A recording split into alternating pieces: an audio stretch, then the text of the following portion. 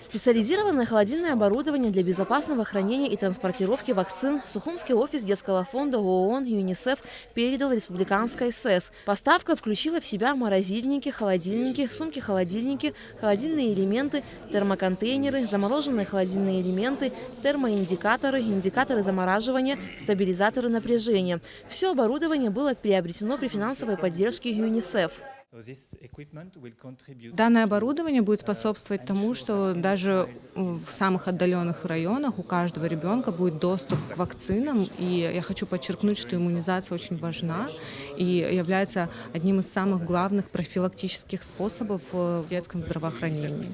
ЮНИСЕФ продолжит работать с властями Абхазии для того, чтобы повысить охват иммунизации среди детей. И также я хотела бы дополнить, что данное оборудование также может быть использовано для хранения вакцины от COVID-19 в случае необходимости.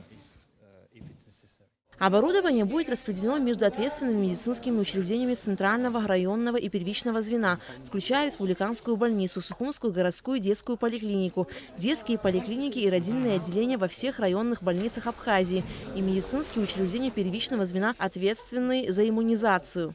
Хочу выразить слова благодарности от Министерства здравоохранения за детскому фонду ЮНИСЕФ за ту оказанную помощь в виде холодильников, которые нам на самом деле необходимы. Это не первый груз. До этого были большое количество грузов, которые нам было необходимо. И сегодня вот вы видите, да, какое огромное количество. Здесь есть холодильники, здесь есть термосумки, термозамораживающие оборудование, да, которое нам на самом деле надо было, и в нужное время они все предоставили нам.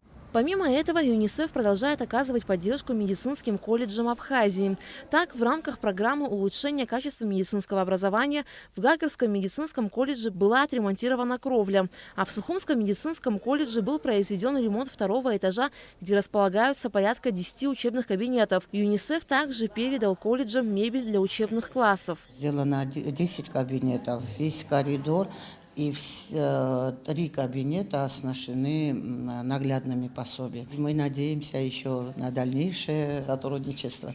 Косметический ремонт мы каждый год сами, своими силами, вот, и дети, и родители, и мы сами проводили. А так капитальный ремонт был 50 лет тому назад.